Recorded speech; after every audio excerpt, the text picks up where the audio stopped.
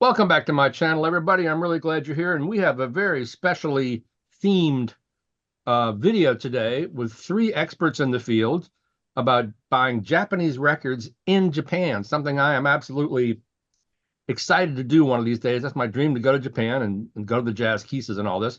But in front of us, you can see Takashi Inohara of website Jazz Love Japan. He is based in Yamanashi Prefecture in Japan.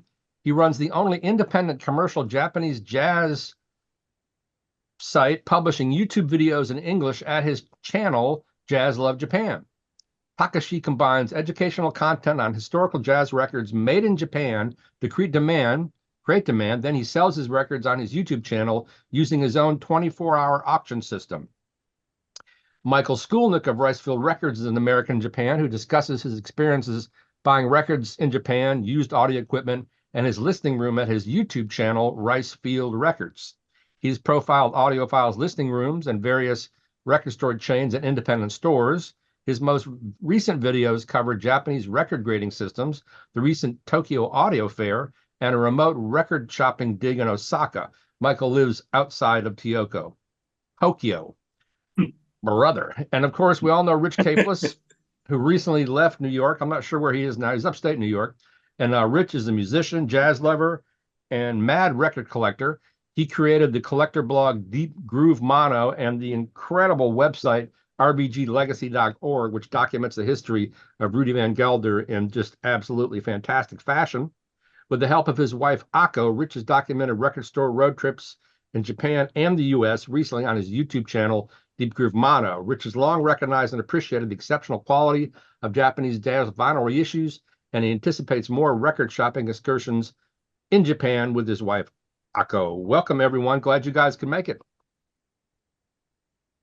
Thank you. Be here myself. Yep. Cool.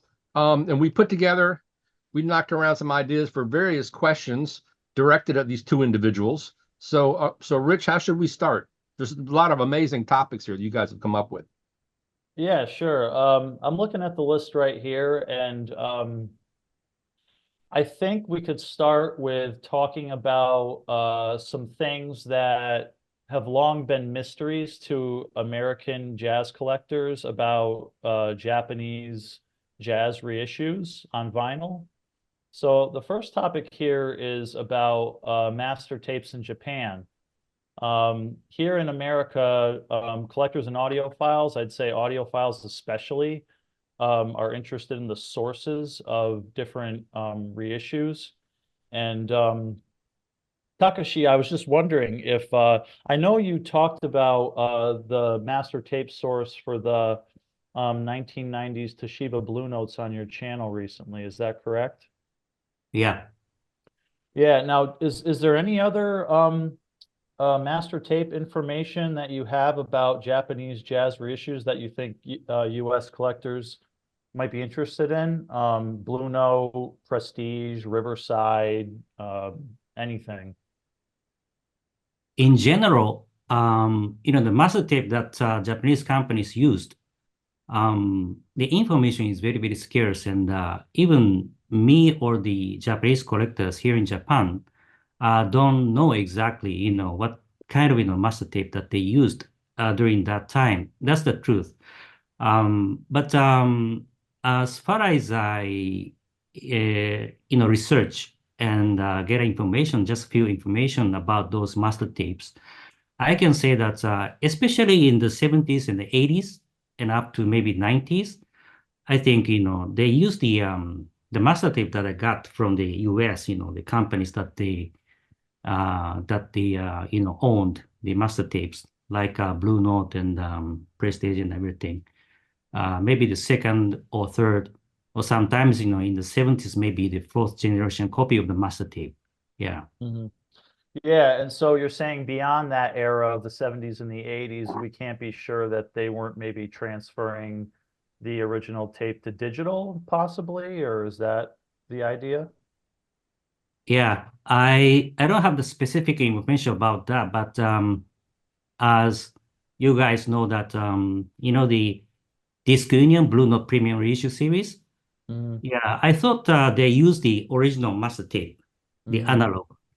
But you know, it happens that you know, the Kevin Gray used the digital tape. So with that information, maybe I might say that you know, maybe after the 90s, they use the original master tape, but you know, it's digital. Yeah. That's Yeah, what Um, I think. yeah, it's similar here in the US, right, Ken? yeah, well, I mean, Kevin Gray and Joe Harley make a big deal saying they have the original master tape and they don't do anything to it, and what you're hearing is on the tape. But what did you mean that Kevin Gray uses a digital tape or a digital source? Takashi? You know, it happens with you know, Toshiba EMI in the early 2000, 2004, they reissued the Blue Note titles with what they say, you know, RBG Premium Reissue Series in 2004. But, you know, they use the, uh, I don't know how you call it in a technical term, but, you know, digital tape, you know, the cutting engineer of that reissue series is called Mr. Kotetsu Toru. He's a famous Japanese, you know, sound engineer. Hmm. He's from the Victor Music Japan anyway. And with his interview in the audio, some kind of magazine here in Japan, saying that, you know, he got the digital tape from the company, and with using that digital tape, you know, he cut, you know, those titles. And around that time, as you know, the RBG himself remastered, you know, some of the Blue Note titles with the RBG series for the CDs, right? So I was assuming that, you know, with that remastered master tape, you know, Mr. Kotetsu got the digital tape from the US and cut it, I think. Yeah. You're saying that was in the early 2000s Yeah.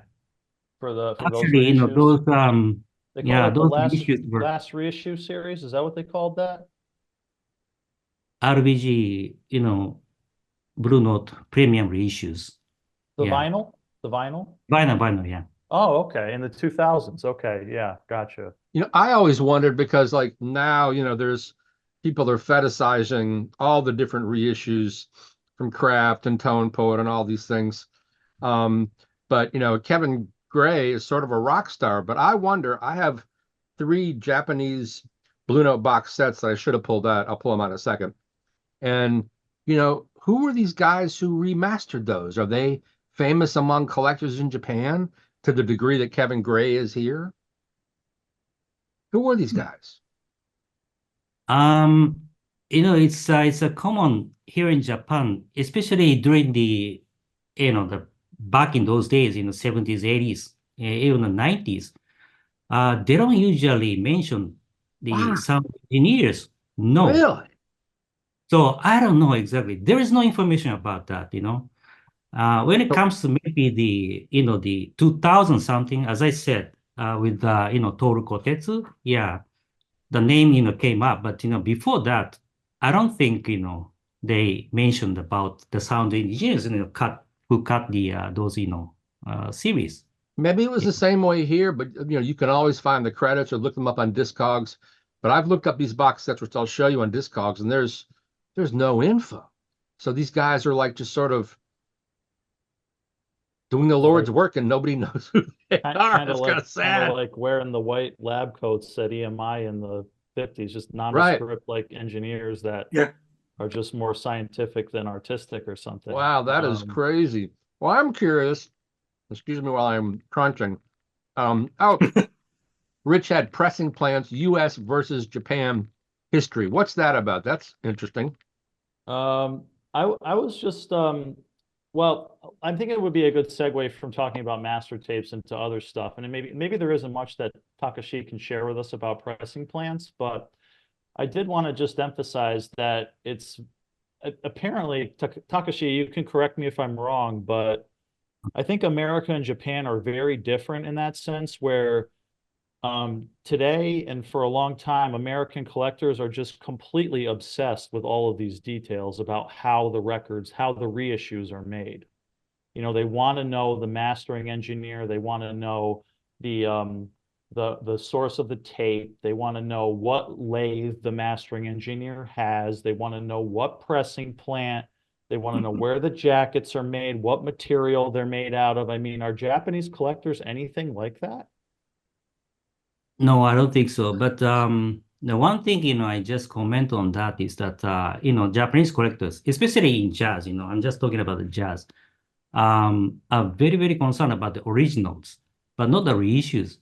So, And why is I'm that? thinking- Why is that, Takashi? the reason I think, this is my opinion, personal opinion, but even, I was like that before, but now I've changed because the reissues, made in Japan are very, very good. But the way, the Japanese collectors take the jazz, records is that, with the hierarchy, okay, at the top of the hierarchy, the originals are there. And the collectors just aim for that hierarchy, the top of the hierarchy, the originals. Yeah. So apart from the originals, they don't take it very, very seriously.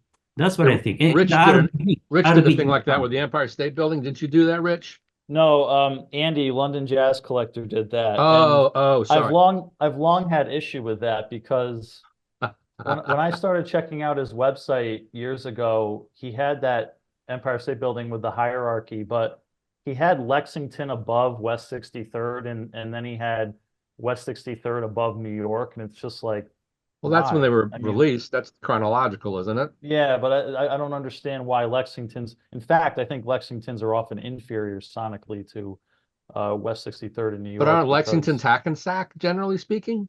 Yeah, but Rudy's technology was not as caught up by then, and his technique was not as I like as Hackensack. as far You along. see? You Oh, see, I love Takashi? No, See, no, we're no. going at I love Hackensack. No, wait, Right. wait. I love Hackensack. It's just that I find that specifically when around the time that the West 63rd labels came up, this is 1957-ish, that Rudy started putting more top and bottom in his mastering. In the earliest Lexingtons, I don't really think that they have as much low end or as much top. because he couldn't, I imagine.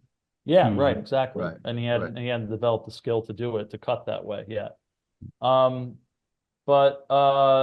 Yeah, so that's very fascinating that the Japanese collectors are like that. I have a funny anecdote, and I think this is the perfect place to bring it up.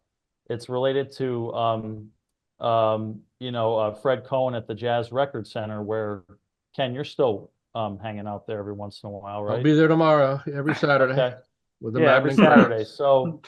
So one time I went, Takashi, you might find this interesting. One time I went into the Jazz Record Center years ago when I was just starting to become a serious collector, and I just started collecting Japanese records. And the Jazz Record Center has long had very, very fair prices on Japanese reissues. Going back to when I got serious about collecting 2012, Fred has always had the Japanese reissues priced very fairly, like clean, excellent condition, $30 to $40. And I think he probably is still keeping them close to that range, which is not what I'm seeing in the rest of the United States. But I remember one time I went in there and I was looking at a Kenny Dorham around about midnight at the Cafe Bohemia, 1524.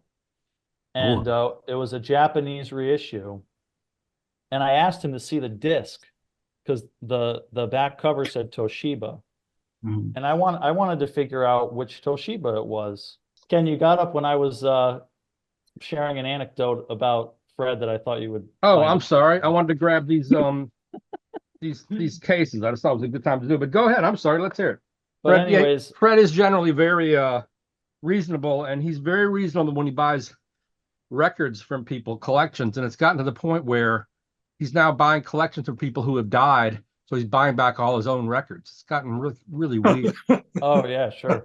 But go ahead. But the end of that story is that I went up to the counter to give him this copy of Kenny Dorham at the Bohemia, and I wanted to know which Toshiba it was, and I'll never forget this. Fred just said, Toshiba's a Toshiba, you know?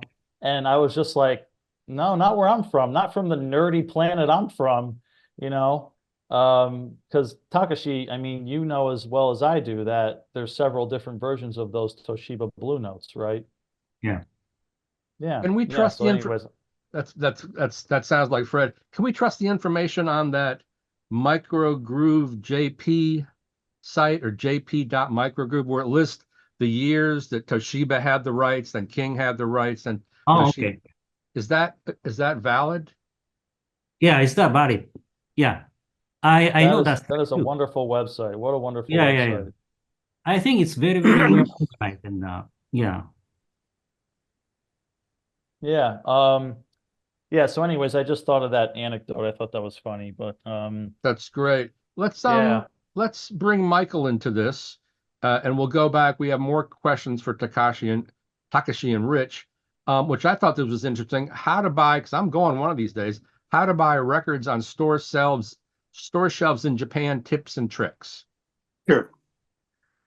Well, you know the dollar right now to the yen is 145, so dollar's got a lot of buying power in Japan, and there are over 450 record stores across Japan. Wow. So any city you go to has got a ton of record stores. So Wow. that means don't feel obligated to go to Tokyo and Osaka. I mean, they have incredible record stores, but if the family wants you to go out to the countryside, there's plenty of record stores there. Wow. And the labeling in these record stores in the bins is typically in English. So when you walk in, you know, you can see new arrivals in English, jazz, and the jazz sections, and things are, you know, it's pretty easy to navigate. Most large stores take credit cards. A lot of small independents will just want cash, and there's various reasons for that. But when you know you need to go into a store with a smartphone, be really well advised, because you know the prices are in yen, and you know after a while you get into the rhythm of knowing that 1,400 yen is around $10, and pricing is all over the place. I mean, you know, right now, you know, I did a video called Japan Wants a US and UK Vinyl, and this is Disc Union, one of the largest record retailers in Japan, and they are looking for this Coltrane and these other records. And look, can you see the pricing there? That's in US dollars. Okay, that's what they're looking to pay, the highest amount in the best condition for these records. Well, they're not US dollars; they're yen, aren't they? The price? Yes, but I did the translation just to give you guys a ballpark. I mean, because these are the most expensive ones on the page. Wow. Yeah. Wow. Right. Now, of course, on the other end of the spectrum, I can walk into a used record store in Japan and buy this for 400 yen. And how does that sound? And it's great. It sounds great. There's no spindle wear. It was taken really. That was issued by United Artists. I think King Record. And liner notes by Nat Hentoff. Oh. Go on. And, you know, I mean, 400 yen records. Okay? So 400 yen is like $6? Less than. $3. We're talking about $3. Okay. So if there is the barrier to entry to buy records here, it's so incredibly low, because for lack of a better, you know, analysis, it's an ocean of vinyl in Japan. I mean, when you go into record stores in Japan, there's so many jazz records. I mean, and they're in excellent condition because Japanese people take very good care of their possessions. And, you know, it's a funny thing. I think Takashi can weigh in on this, but when I don't see people buying ultrasonic cleaners in Japan. Really? I mean, they hand wash their records. Okay, and I've seen guys did that. Yeah, I see guys, you know, putting their records under a sink with a barrier for the label. They take very good care of the records, and you know, oftentimes you're going to find the record without the Obie, and Takashi will weigh in this. I think he mentioned to me once that when he was a teenager, he and a lot of his friends took off the Obie because they wanted the record to look more American. Okay, and we Americans, we kind of fetishize these Obies, to the point of well, yeah, there's a certain amount of bragging rights to them, but I mean, here's the record with the Obie, right? And I picked this up used for 600 yen. So again, $4. Yeah, Wow. I've kind of Crazy. come around on the Obie thing. For years when I collected, I just took it off. I saved it, but I took it off. I just like seeing the whole album art, but I got to be honest, I'm kind of coming around and liking it and thinking it's beautiful and unique and different, as an American, and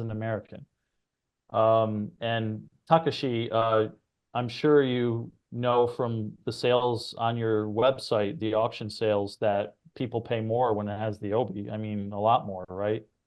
Yeah, that's for sure. Yeah. Yeah, which I think is very, very interesting to me, to us Japanese, But obviously Obie, without Obie or with Obie, there is a quite different in terms of the price range. Yeah.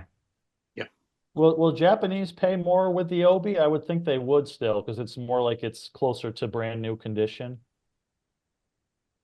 Rich, sorry, for Japanese? Yeah, buyer? Japanese, yeah. Yeah, nowadays, but before, I don't think, Oh, interesting. yeah, because, as I told, Mike, when I was young, collecting the records, I used to, take off the Obie and maybe sometimes throw it away. Because we Japanese, at that time, especially back in those days, we are just fantasizing about the US, as I said at the beginning, the originals, originals coming from the US, that's valuable, but not in Japan. Yeah. But nowadays, the situation has changed.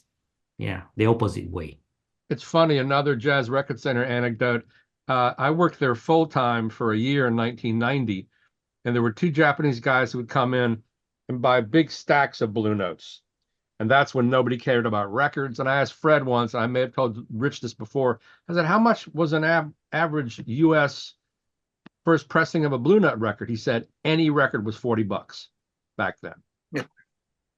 And we put up an auction today with prices like, well, it's going up on Monday, but prices like $3,000, thousands of dollars. It's just, but how did they know? Not that they knew it would become super valuable, but back then, like the Japanese never gave up on vinyl, never gave up on US jazz. Most Americans don't even know what the word jazz means. It means nothing to them. But what is it about the Japanese that made them respect jazz and be so into the vinyl when everyone else had given up on it? To either one of you. Rich? Well, I just think that maybe I can just rephrase Ken's question to just say that, or maybe just add to it. Like, I think the viewers would be just as interested as us about hearing about, Takashi, what you know about Japanese jazz collectors and the history of them coming to the United States to buy original pressings. What is your experience with that and other Japanese collectors? I think, jazz, I think here in Japan is little bit, special to compare to the other jazz. I mean, categories of music. Jazz collectors are quite different. That's what I think. And, the jazz has been very, very popular here in Japan for many, many decades, starting from the 40s, 50s, 60s, 70s, up to now. I think Japan is the only country that has, much respect for jazz, to compare to the other countries, even to the US, I think. So that's why, I don't know why, but, Japanese people love, jazz. And of course, at the top of the hierarchy that I was talking about, the Blue Note, is the top of the tops of the hierarchy. So if you're a jazz collector here in Japan, you just aim for the Blue Note collections. And I think, those people who are selling the records, the jazz records at that time, I think they know the value. And maybe before the internet era, they, because I saw some interviews of the head of the Face Records, he used to go to the US to buy the records, before the internet era. Because, not only the Face Records, the owner of the Face Records, but the, those people who are selling the records, they know the value of the jazz records sold here in Japan. Yeah. What's your There's a take on it, Michael? What's that? What's your take on that? Being Well, an American let's in go back. Japan. So you mentioned something really earlier about the pricing being the same. Every record has a price of 2,200 yen on it. They all differ for decades, and during some decades that was not a lot of money, and in other decades it was a lot of money, because Japanese they earn salaries and they get bonuses, so they're very, very, very careful in terms of their spending, in terms of taking records. And it's not a lot of people. The average person can't afford a $3,000 record in Japan, right? The average wage earner, that's a lot of money. And so Japanese people tend to get very specialized in their collecting. So you have experts in blues, you have experts in jazz, you have experts in rock, and they do deep dives. I ran into some guys a couple of weeks ago, and we walked into a store, and I said, "How was it?" And they said, "We don't want anything. They're all reissues." They were only after original pressings. Wow. Okay, that was their thing. And so I see, in terms of as an American in Japan, when I go into Japanese record stores, all the choices are there. There are original Blue Notes, there are reissues, and there are the bargain bins. So everything is here. Nothing's left the country. There are people who come here and buy, big swaths of records. I know that people from India are huge buyers of Japanese records. And I know that also a lot of stores are they don't want people clearing out their shelves. They want their records there for the store owners. I showed Takashi a sign in a Nagoya shop where the store owner had a sign up saying, there's a limit to how many original presses you can walk out of the store with. Wow. So there is, for a Japanese person to open up a store in Japan, there's a big sense of pride there. And Japanese record stores tend to be they're for the community. So they're places like the Kissas, they're places to gather. It's where your friends come to buy records. It's very much a community thing. Wow. So this new trend of people getting on planes and coming to Japan to buy records in bulk, that's a new thing here. Typically it was the other way around. Japanese people go, Disc Union and Face Records would go to the United States and go to store closings and buy those records and bring them back to Japan. That's one of the reasons why you see so many UK and US pressings here. There's so many of them. So even in in the early 90s, when the average American was dumping all his vinyl, that didn't happen in Japan as far as jazz is concerned? Really? Nothing. Wow. No. There is a lot of great Japanese CD reissue programs, and they would have been thriving in the 90s. For Blue Note, the Blue Note Works 90s Japanese CDs are some of the best, in my opinion. So it's not like they didn't care about CDs, right, Takashi?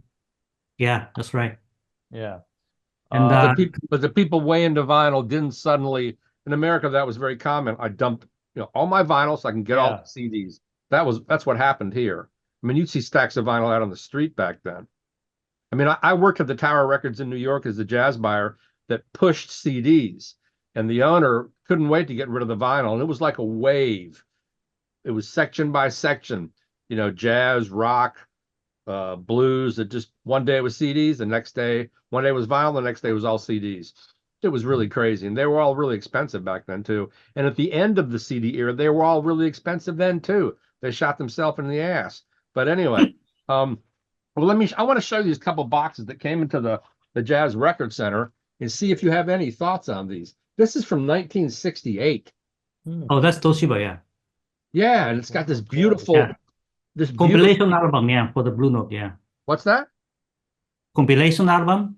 Yeah, I It know. That looks nice. has this beautiful embossed logo on the I've never back. seen Yeah. that before.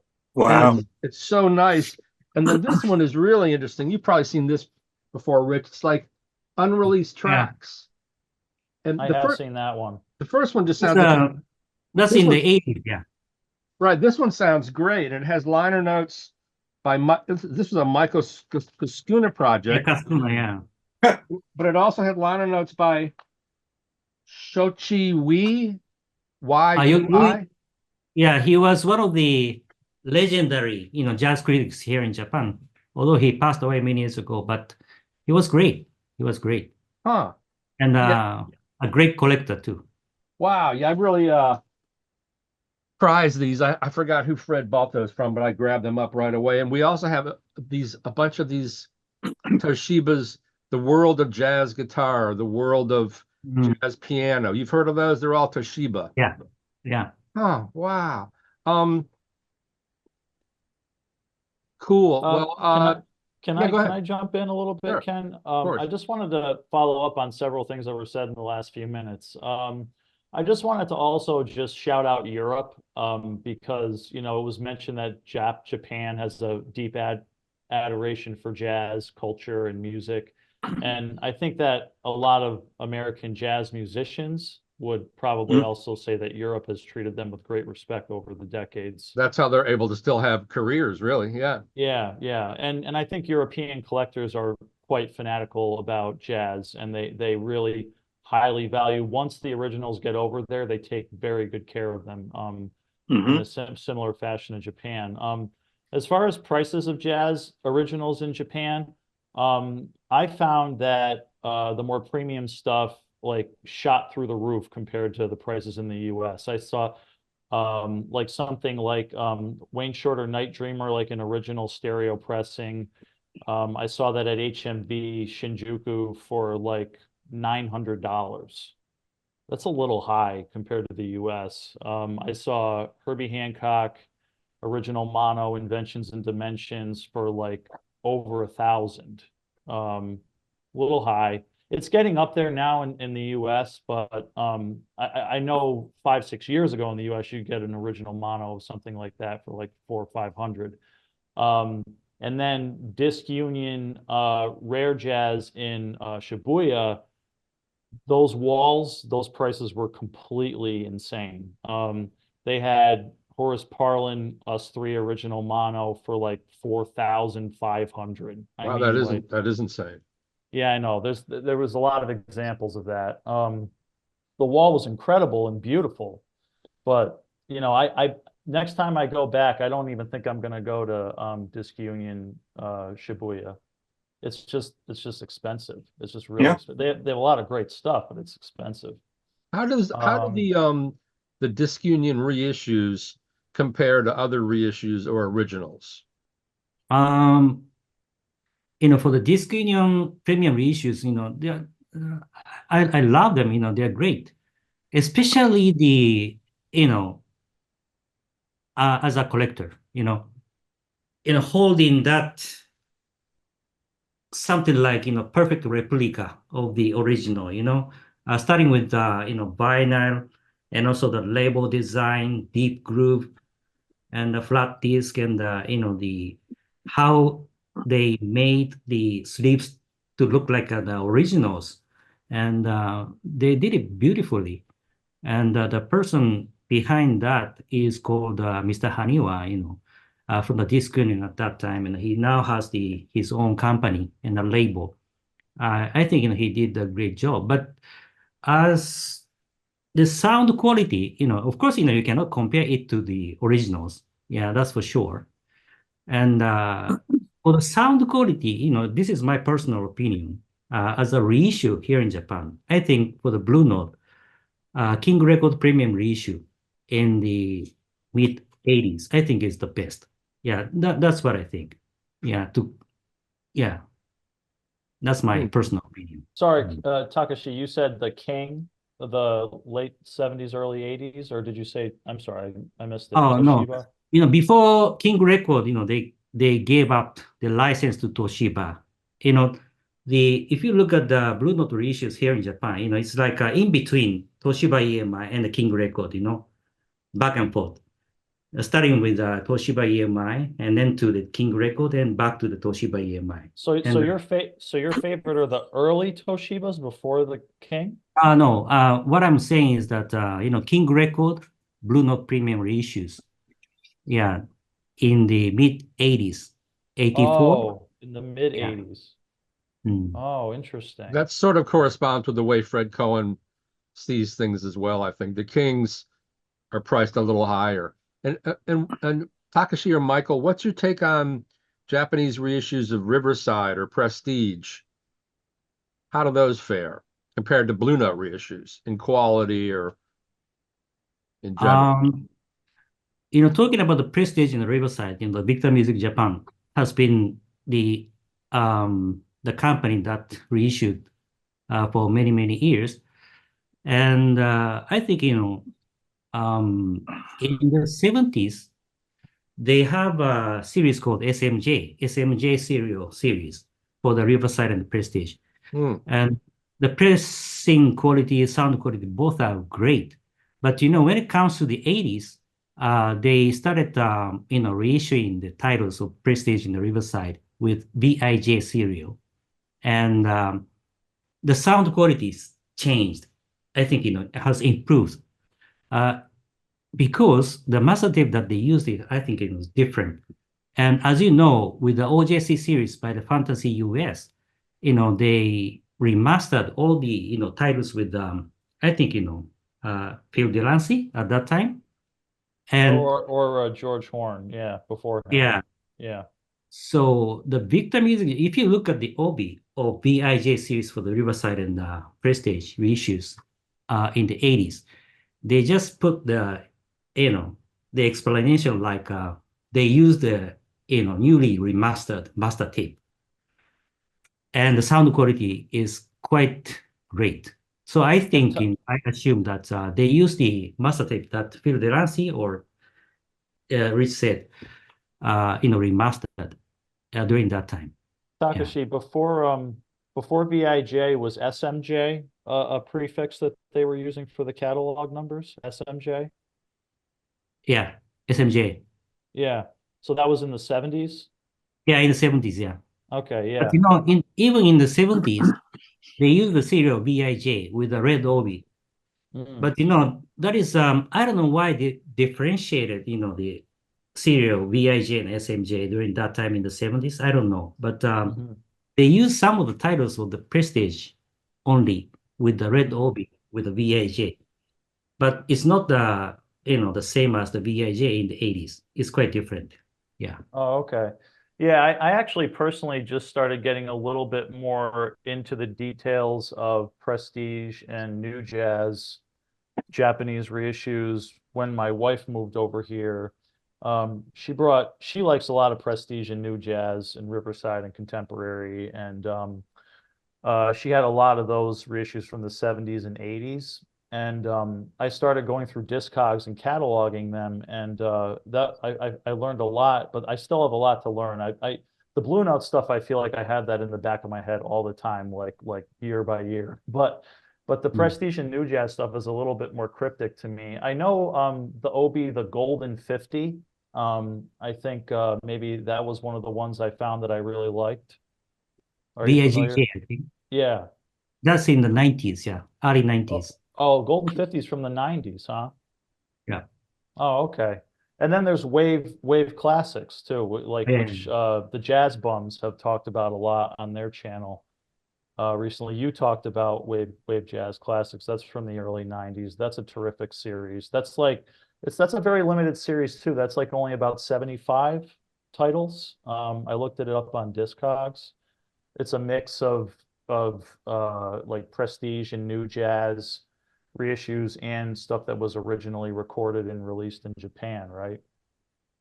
Yeah, that's right. And the way I see it, if you look at those titles, they're all minor titles, not the popular titles. And I think they intentionally did that, during that time, because Sure. Japanese collectors are very, selective and yeah. So they wanted those titles to be, reissued, I think. Michael, what's your Yeah. take on the quality of Tokyo Disc Union reissues compared to other Japanese reissues? Where do they sort of land? Well, Michael, do you have any of them?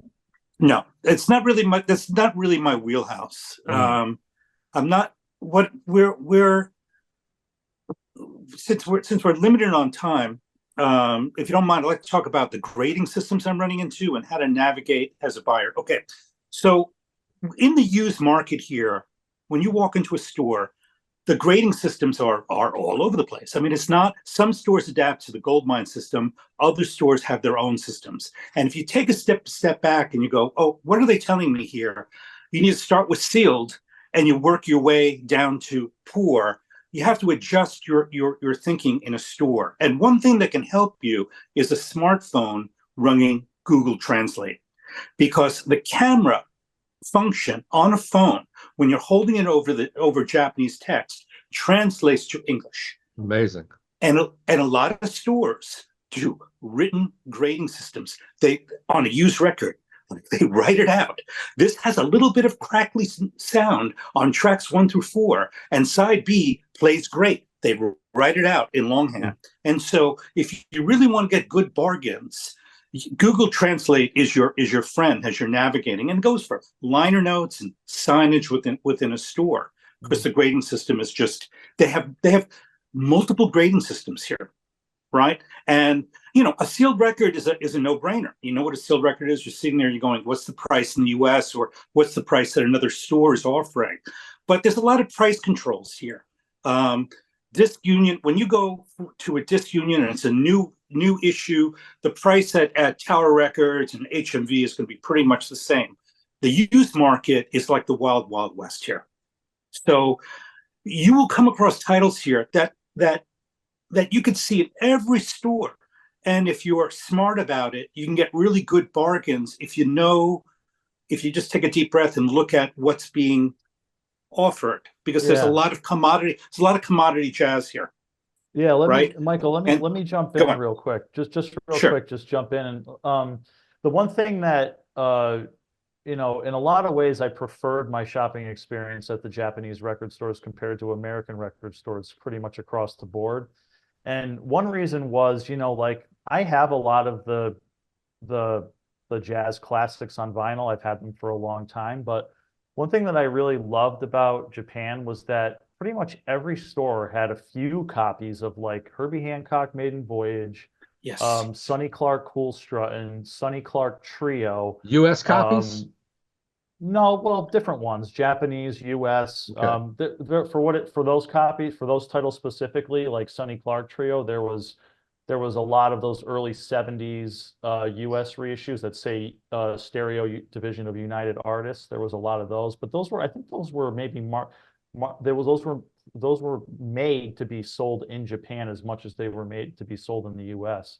But yeah, like every store you went into had the bases covered of all the classics, and there's so much of it over there, especially in terms of, like, the reissues, the Japanese reissues, like lots of King reissues of Maiden Voyage, lots of King reissues of Cool Struttin' in all the stores.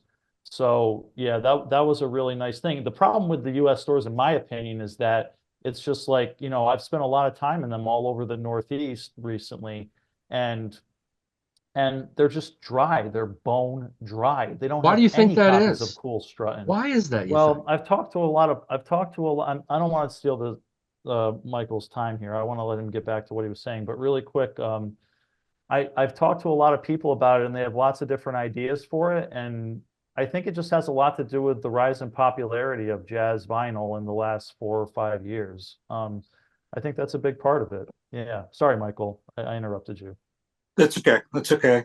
I think that, I guess my takeaway, my wrap up would just be Rich is right. I mean, every store has one title, and they have the version from France, the version from the UK, the version from the US and Japan. I mean, so those commodity titles, there's 20 in all the stores. It's really easy hunting.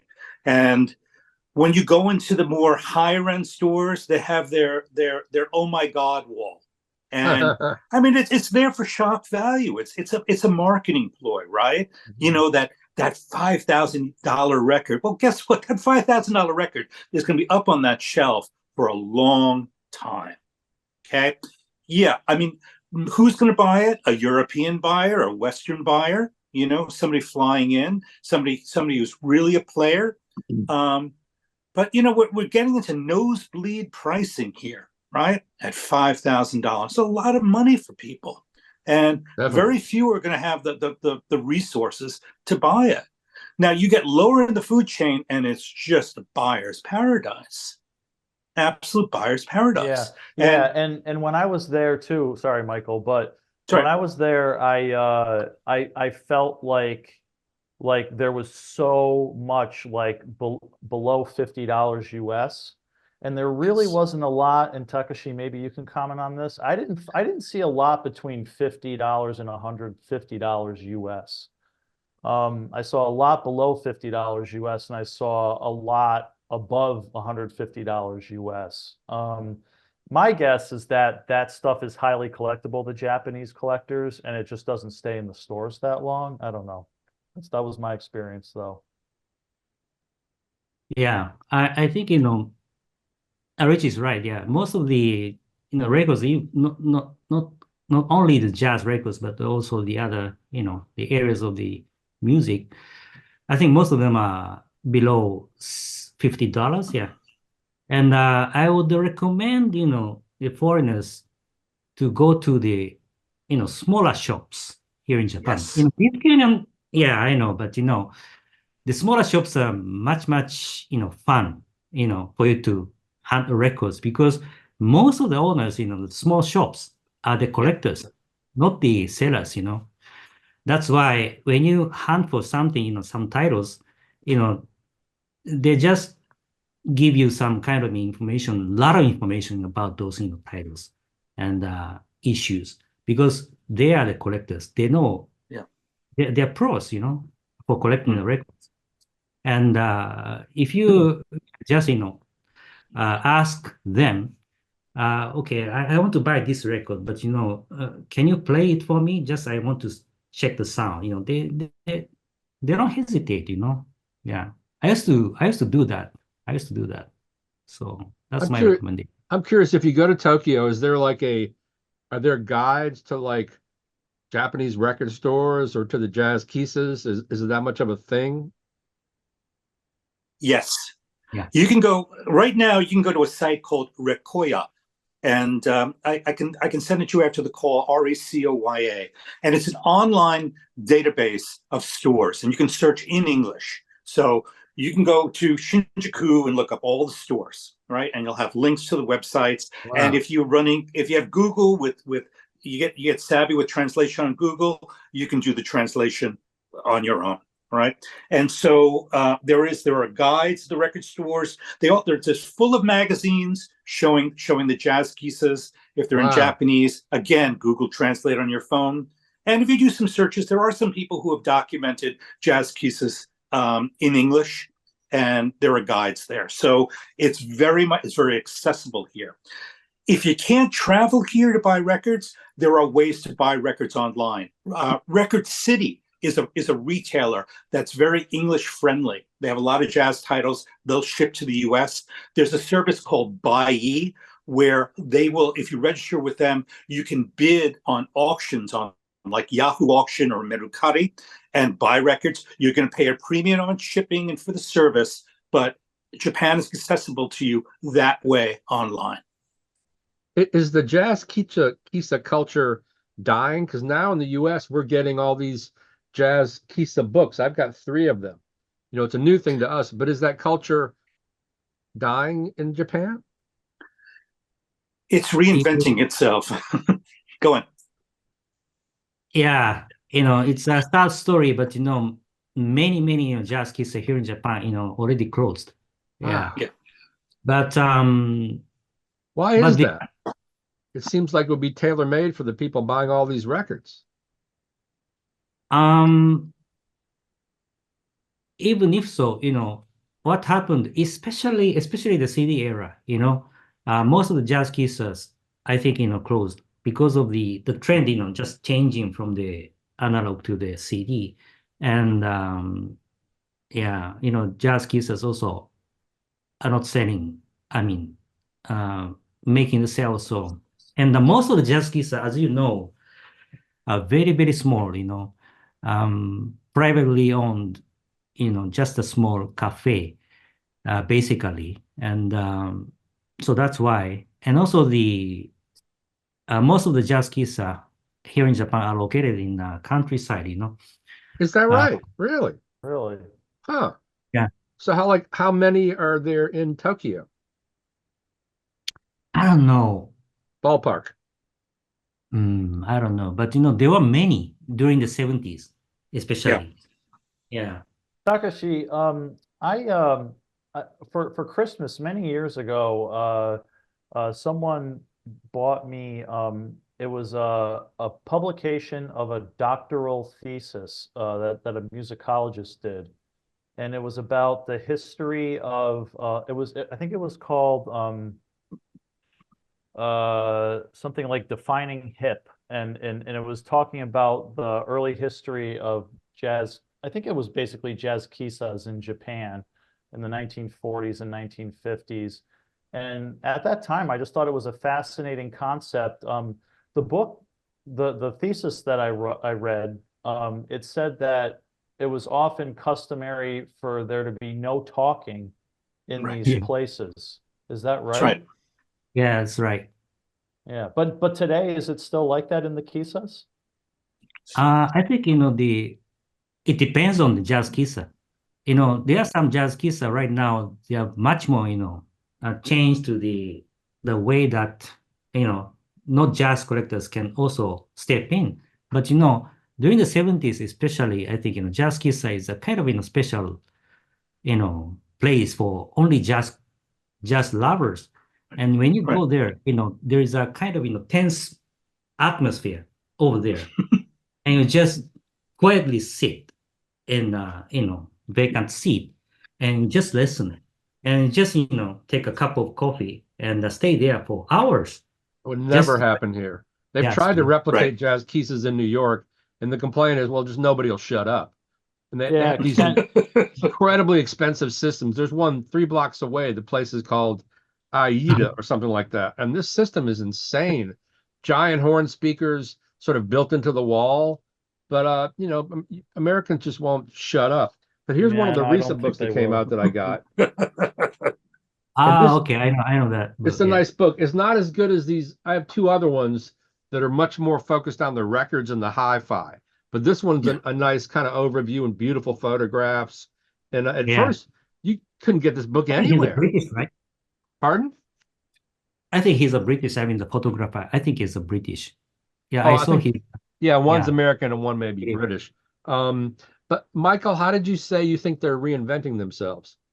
Well, the younger people are now opening up stores, and they're combining. They're serving coffee and beer and alcohol and goods. It's kind of like a select shop and a record store and a listening space. And it's more than jazz. I mean, it's jazz and other genres. But that's how young people are doing the new record stores. They're more of a morphing. So retail shop, drinking space, and listening space. All vinyl. Yeah, pretty much. It's an emphasis on vinyl. And did the vinyl resurgence here began around 2008, and then every year got bigger and bigger and bigger, even though a million people were naysayers, and I got so sick of it in my Facebook feed, all these guys laughing at it, but it just kept getting bigger and bigger and bigger. But was there a similar vinyl resurgence in Japan in general, or did it never go away? Question.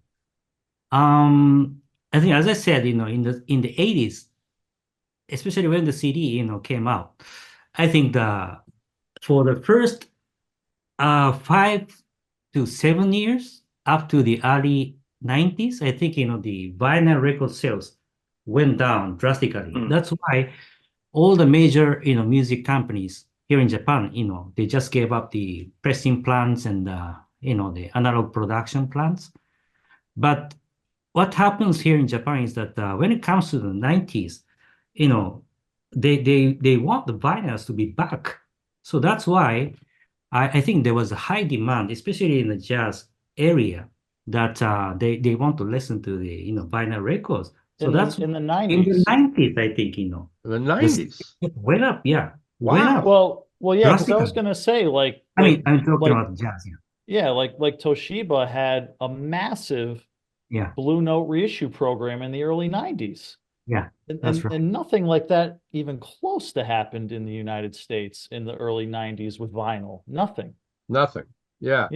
Yeah, that's fascinating. When I worked for Um, Fred back then, he yeah. was a son of a bitch. He was impossible to work for because the business was tanking, and he was really kind of developed a reputation for being a dick. But he laughed last, and I wanted to ask you two guys, I post all his auctions, and we're about to post an auction of the complete run of 10-inch Toshiba EMIs, all 52, and the starting price is $900. Is that a good starting price for an auction on those? That's You 30 mean? times 30. Oh wait, no. How many is there? 52, he says. 52. 900 divided 10-inch by Toshiba 52. EMI. Yeah, I think, that's the early 90 reissue. Yeah, that's And, $17 US each per yeah, copy. that's if it is 90 to 900,000 $900, I think it's cheap. Yeah, it's cheap. Yeah, Oh, it wow, sounds that's cheap. something. Yeah, and that was Ken, that was one thing in Japan that I was actually kind of shocked at, is how cheap the 10-inch reissues were, the Japanese 10-inch reissues. I consistently saw the Blue Notes, which I think are beautiful, for $10, $12 US there. And here they're typically between $30 and $40 Easy. I've found in stores. Yeah. Takashi, you and I were talking about and Michael, we were talking about the 10-inch Blue Note Toshibas. I think you said that you actually prefer the 12-inch. Is that right? Yeah, what Toshiba EMI did in the 90s is that they reissued 10-inch, those 52 titles, I think, in total. And after that, they also reissued the same titles with the 12-inch. Yeah, which I think is a very interesting approach. And if you listen to the sound, this is my personal opinion, but 12-inch sounds very good. I don't know, because of the cutting, the advantage of you to cut the 10-inch record to 12-inch record because of the bass. I don't know, but Yeah, to that might me, be it. Yeah. yeah. And I wanted to ask Michael and Takashi, you really can't find, I mean, it used to be easy to find, even like a Blue Note UA or a Liberty, they were common. Now they're impossible to find. And so everyone fetishizes the Tone Poet reissues or the Craft small batch, or now they're doing a new OJC program. Do Japanese vinyl buyers care anything about these fancy US reissues? Yeah, I think so. Japanese collectors, yeah, of course, they know the Tone Poet series. I think, they love them, and also the other issues as well, I think. Yeah.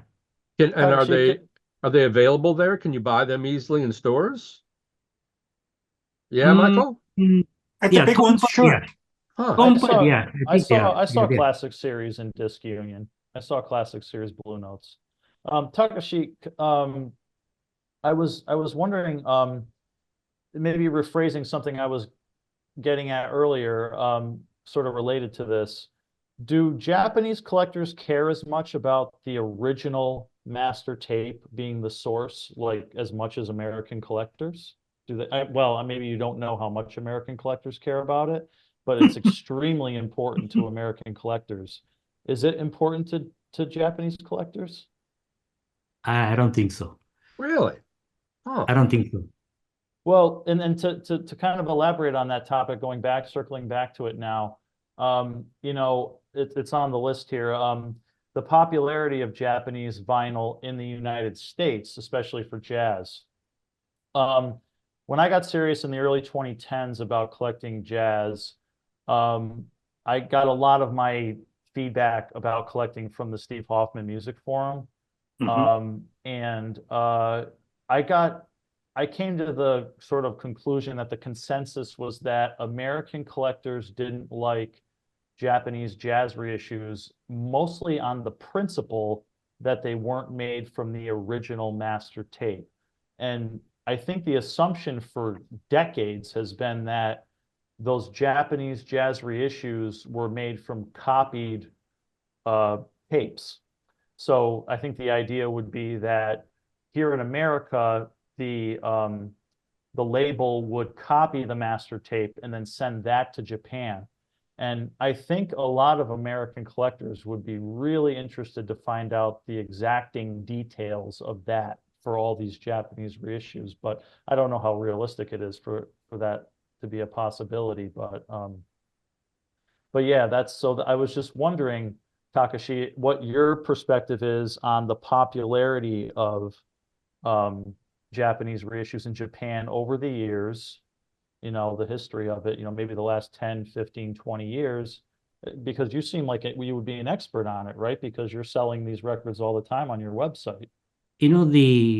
I don't know about the US situation, but as far as I know, with the Japanese jazz records reissued in Japan, the sound engineers, although I don't know the names of the sound engineers, up to now, even at the Toyokase right now, the sound engineers also love jazz. Love jazz. That's a fact. And they just want the sound to be, like jazz, And even at Toyokase, I saw, sound engineer interviewed about jazz cutting. And he says, and at the Toyokase as well, they have the jazz, cutting engineer only for jazz only. Yeah. And he's been there for 40 years at the company doing the, cutting the jazz only. Wow. So that's why I think, they just want the jazz to be sounding jazz, So that's why even if the master tape is just a, copy, I think they just try to, sound better. Yeah. Yeah. I think and for the record, I think that a tape that's copied in a very, professional, skilled way will usually sound nearly identical to the original source. Clearly after you do it a few times that you start to probably lose a little something, but I have the privilege of talking to Kevin Gray about this stuff quite a bit, and he agrees with me on this, that a single generation loss of a master tape should not be fatal or detrimental to the quality of the reissues that come from it. With the resources, you can find the original pressings here. And with the resources, you can travel around Japan and be discerning and walk up to the cash register, ask to play grade it before you buy it. And there's often very good chance that the original that you're buying it, you're the second buyer of that record, and the original buyer bought it, copied it to tape, and enjoyed those tapes. And there's a lot of original pressings in that type of condition all across Japan. Still. Yeah, amazing. When I went there, a couple of years ago in the summer, and I did a lot of record shopping, I did not expect to come home with like half U.S. originals and half Japanese reissues. Wow. And I did. Like I said, those really high tier Blue Notes were like the prices were in the stratosphere, but like Coltrane on Impulse was very, very reasonably priced in Japan, originals. But yeah, so, and just in terms of like, Takashi, saying, the original is clearly the best, I personally think that there's a little bit of, I guess I'd call it psychological bias that people experience sometimes when they think, oh, this is older, it's rarer, it's more special, it's maybe more expensive. And I think that maybe because at the end of the day, we hear with our brains, and our brains, it has to go through the filter of all the information we have about what we're listening to, and where the pressing came from and where the record came from and the story we tell ourselves about the record itself. And that can't help but interfere to some extent with what we're hearing and our perception of what we're hearing. And that's my opinion anyways. I'm not saying that everybody that thinks that originals are better or reissues are better universally is being tricked by their brains, but I think sometimes people are guilty of being caught up in the idea, for example, oh, this record costs 20 times as much, and yes, it sounds 20 times as good, something like that. Well, yeah, I mean, that may be true for some people. That's, I'm in a weird, unique position. I've reviewed hi-fi gear for like 30 years, and I'm in the position now where I get, insanely, and that's a whole nother ball of wax. Some people think audiophiles are nuts, but there is no denying listening to early pressings on an all-tube system with horn speakers, with a wonderful like Hana, like a Japanese umami blue cartridge, you're hearing something special. And it's like real, it's got nothing to do with my biases or whatever, or my age. You can hear it. I think the music itself is the music, and I think agree. that sometimes people who feel like you've got to have the horns, you got to have the tubes, you got to have the original pressing, if they're constantly going on and on about that, I think they're really doing people a disservice, making especially people who are new to the music feel like they have to aspire to spend all this money to enjoy the music. You don't have to spend a ton of money. That's the biggest problem I have with that. There are more tube amplifiers being made now than any time in history, all over the world. With the vinyl resurgence, there is a boon in turntables and tube amps and tube headphone amps. Horn speakers have made a big comeback, and you don't have to spend a lot of money to have one of these basic tube horn systems. Tubes are much more common than horn speakers, but this is the gear. This Rudy Van Gelder had Altec speakers. They were very common back. They were coaxial or horn speakers.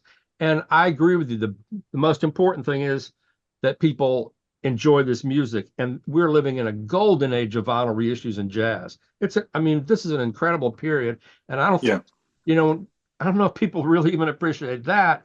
Mosaic started all of it, even though those records were sourced from digital, and then the 75th anniversary Blue Notes. And now it's a feeding frenzy because the labels see all this money in the water. And there are definitely certain reissues that don't need to come out, or new recordings from old tapes. But I'll grant you that the music is most important. I guess this is part of my living. I review this gear and I hear these insane differences, and it's just kind of shocking. I just sort of go nuts. But anyway, shut me up now, please. Somebody shoot me. Well, okay. So maybe we could transition. I have a nerdy question for Takashi. How do you I think my wife's printing something. We have about 5 minutes. I have a nerdy question for Takashi. Takashi, how do you listen? Do you change your setup for listening to mono jazz, or do you just keep it the same? I used to change. If it is a mono recording, I used to change to the mono cartridge. But nowadays I stopped doing that. I just use the typical Shure cartridge. I think that sounds very best to me, when it comes to the jazz music. And yeah, I usually do that, And also, about the sound, it's a kind of, if you do the A/B testing, you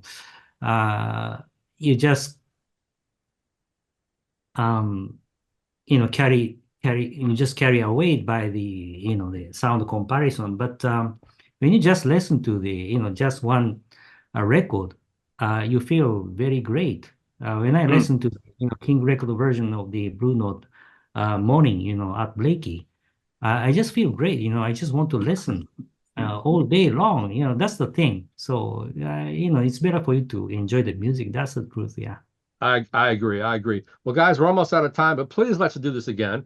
Maybe we can do a Friday night, Saturday morning streaming thing to take some viewers away from the jazz bumps. No, I don't want to do that. That's probably where I'm going after I get off line with you guys. But I hope we can do this again, and thanks for putting up with my haranguing. Thank you, Ken. Thank you. Well, it was Cool. fun to get into it a little bit with you, Ken.